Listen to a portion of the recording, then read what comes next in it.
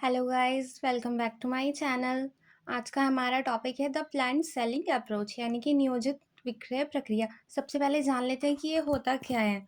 अगर हम अपना कोई प्रोडक्ट बेच रहे हैं तो हम अपने जो हमारे कस्टमर ऑलरेडी हैं उनको बेचने के साथ साथ हमारे पोटेंशियल कस्टमर यानी कि संभावित ग्राहकों की भी खोज करते हैं, ताकि हम और ज़्यादा अपने प्रोडक्ट की सेल कर पाएँ, अपने कस्टमर को बढ़ा पाएँ।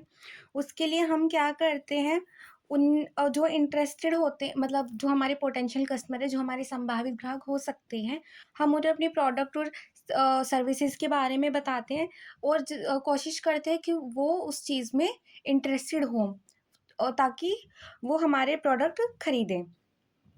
तो उसके लिए जो हम प्लानिंग करते हैं वही हमारी प्लान सेलिंग अप्रोच है। यानी कि हम पहले प्लान करेंगे किस तरह से उन्हें अप्रोच करना है और फिर उनके पास जाएंगे और उनको अपने प्रोडक्ट्स के या सर्विसेज के बारे में उनकी क्वालिटीज़ बताएंगे, बेनिफिट्स बताएंगे, ताकि वो हमारे पोटेंशियल कस्टमर्स एक्चुअल कस्टमर्स बन जाए, यानी कि संभावित ग्राहक हमारे वास्तविक ग्राहक में परिवर्तित हो जाए। तो यही कहलाता है द प्लान सेलिंग अप्रोच। अब इसमें मेन डेफिनेशंस लेते हैं। According to Ernest and Davall, the sales process is like a chain of links in which each link is a sales proposal. Those links should be placed beautifully in such a way that neither the salesman nor the consumer can feel that they are different parts of this process. यानी कि Ernest तथा devil के अनुसार विक्रय प्रक्रिया किसी जंजीर की कड़ियों की श्रृंखला के समान है, जिसमें प्रत्येक कड़ी एक विक्रय प्रस्ताव है।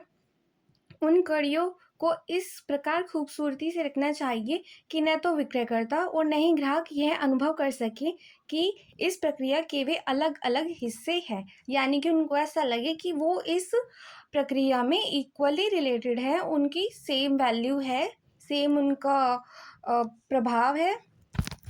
अब दूसरी डेफिनेशन देख लेते हैं। According to Professor Grieve, the sales process is an ordered sequence that guides potential customer to make certain decisions.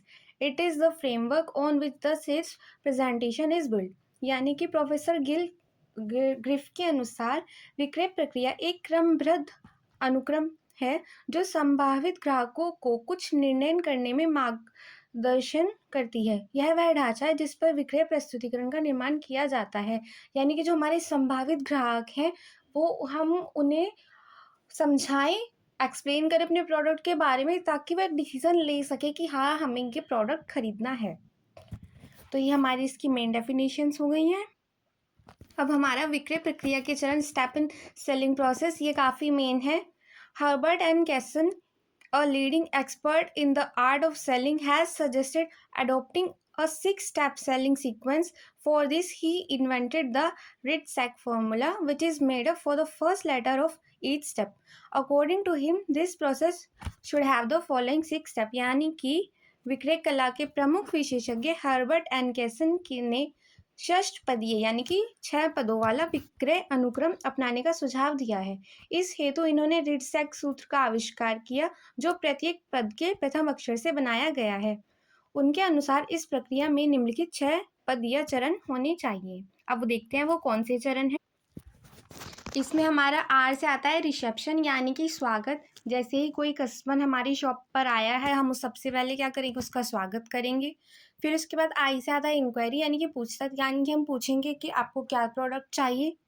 फिर डेमोन्स्ट्रेशन, प्रदर्शन, यानी कि हम जो चीज़ कहते हैं, जैसे कि अगर आप किसी ड्रेस की शॉप पे गए हैं, सबसे पहले वो आपका वेलकम करेंगे, फिर पूछेंगे कि क्या दिखाना है आपको। फिर अगर आपने कहा है कि हमें सूट चाहिए, तो वो आपको अलग अलग तरह के सूट दिखाएंगे। फिर उसके बाद आता है सिलेक्शन, फिर हमें जो पसंद आएगा हम उसको सिलेक्ट करेंगे एज कंज्यूमर। फिर उसके बाद एडिशन, वो अपनी तरफ से उसके साथ अगर कुछ प्रोडक्ट और दिखाते हैं, हमें वो भी पसंद आता है, जैसे हमने सूट तो लिए, साथ में वो हमें साड़ी भी दिखा रहे हैं, इस तरह से वो हमारा एडिशन हो जाता है। और एंड में जब हमने अपना सामान खरीद लिया है, तो उसके बाद कंज्यूमर को हम विदा करते हैं और उनके डिसीजन की तारीफ़ करते हैं कि आपने अच्छा प्रोडक्ट लिया है, आपको मतलब बेनिफिशियल रहेगा, और इसी के साथ उनकी विदाई करते हैं।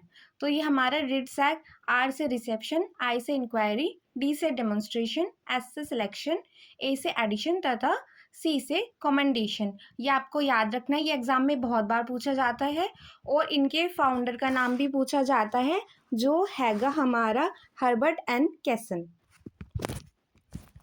अब इसके बाद आता है व्हाट इज सेल्स टेरिटरीज, यानी कि विक्रय प्रदेश क्या है। Sale territory refers to a group of existing and prospective consumers who reside in a geographical area and are assigned to a marketing unit like salesman, branch, dealer, etc. विक्रय प्रदेश से तात्पर्य विद्यमान तथा भावी ग्राहकों विक्रय प्रदेश से तात्पर्य विद्यमान तथा भावी ग्राहकों के उस समूह से है जो किसी भौगोलिक क्षेत्र में निवास करता है तथा जिसे किसी विपणन इकाई, विक्रेता, शाखा, व्यापारी को सौंपा जाता है। यानी कि हमारा एक कंज्यूमर का ग्रुप किस क्षेत्र में रहता है। जैसे कि मान लीजिए हमारी कंपनी की बहुत सारी ब्रांचेज हैं, तो हमने एक हमारी यूपी में है, एक हमारी एमपी में, एक हमारी दिल्ली में। तो जो दिल्ली के एरिया है उसके सेल्समैन कितने एरिया को कवर कर रहे हैं, वो उनके लिए उनकी सेल्स टेरिटरीज है। ऐसे ही एमपी वालों के लिए जो हमारा सेल्समैन है वो वहाँ पे कितने एरिया को कवर कर रहा है, कितने कंज्यूमर्स तक वहाँ पे उसकी पहुँच है, वही हमारी उसके लिए सेल टेरिटरीज होगी। यानी कि वो एक पर्टिकुलर प्रोडक्ट के लिए एक पर्टिकुलर एरिया के लिए अलग अलग होती है। ये नहीं कि दिल्ली वाले के लिए भी वही होगी हमारी और एमपी वाले के लिए, यूपी वाले के लिए भी वही होगी, ऐसा नहीं है। अलग अलग क्षेत्र के लिए हमारी अलग अलग टेरिटरी होगी, क्योंकि वहाँ पे हो सकता है कि हमारे एक क्षेत्र में ज़्यादा कंज्यूमर हो और दूसरे क्षेत्र में उसके रेशो में कम कंज्यूमर हो। तो ये हमारी सेल टेरिटरीज है, यानी कि हमारे कंज्यूमर का एरिया। अब इसके बाद आता है हमारा सेल्स कोटा, विक्रय कोटा। तो ये क्या है? और sales quota is a measurable target, usually a specific amount of sales or revenue that a salesperson or a sales team is expected to achieve within a defined time frame. It's a benchmark used to evaluate sales performance and drive sales efforts towards achieving company goals. यानी कि बिक्री कोटा, विक्रय कोटा एक मापने योग्य लक्ष्य है, आमतौर पर बिक्री या राजस्व की एक विशिष्ट राशि जिसे विक्रेता या बिक्री टीम से एक निर्धारित समय सीमा के भीतर प्राप्त करने की उम्मीद की जाती है। यह बिक्री प्रदर्शन का मूल्यांकन करने और कंपनी के लक्ष्यों को प्राप्त करने की दिशा में बिक्री प्रयासों को आगे बढ़ाने के लिए उपयोग किया जाने वाला एक बेंचमार्क है। यानी कि हमारा विक्रय कोटा क्या है? हमने अपने सेल्समैन को एक टारगेट दिया है कि आपको 1 महीने में हमारे प्रोडक्ट की 100 यूनिट बेचनी है।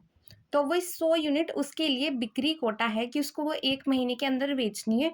तो उससे क्या होगा, हम उसकी परफॉर्मेंस इवैल्यूएट कर पाएँगे, नाप पाएँगे कि भाई अगर उसने इस महीने इतनी बेची है, वो नेक्स्ट महीने कितनी बेच सकता है, और इसी से पता चलेगा कि औरों के कंपैरिज़न में उसके एफर्ट्स कितने हैं। इससे क्या होगा, वो लेज़ी नहीं रहेगा, वो अपना काम इफ़ेक्टिवली करेगा, और ये भी क्योंकि उसको रहेगा कि हाँ भाई हमें अपना टारगेट कंप्लीट करना है, तभी हमारा काम की हमारी वैल्यू बढ़ेगी। अगर हम नहीं कर पाए तो फिर हो सकता है उसको कोई पनिशमेंट दी जाए, या फिर पनिशमेंट तो नहीं, मतलब अगर जैसे उसका प्रमोशन होना था तो उसका डिमोशन कर दिया जाए, इस तरह से तो वो अपनी प्रोग्रेस करने की कोशिश करेगा, तो इसके लिए वो अपने एफर्ट भी इम्प्रूव करेगा। अब इसकी डेफिनेशंस देख लेते हैं। According to professor Kotler, sales quota is the sales target which is set for a product line, department of a company or a sales representative. यानी कि प्रोफेसर कोटलर के अनुसार विक्रय कोटा विक्रय लक्ष्य है जो किसी उत्पाद श्रृंखला, कंपनी के विभाग अथवा विक्रय प्रतिनिधि के लिए निर्धारित किया जाता है। यानी कि एक पर्टिकुलर सेल्समैन के लिए भी हो सकता है, किसी हमारे विभागीय किसी हमारे डिपार्टमेंट के लिए भी हो सकता है, या फिर एक जो प्रोडक्ट से रिलेटेड हमारी इस लाइन है, उत्पाद श्रृंखला है, उनके लिए भी हो सकता है। आई होप आपको आज का वीडियो अच्छा लगा हो। आज हमने काफ़ी सारे टॉपिक्स कवर किए हैं। Thank you for watching.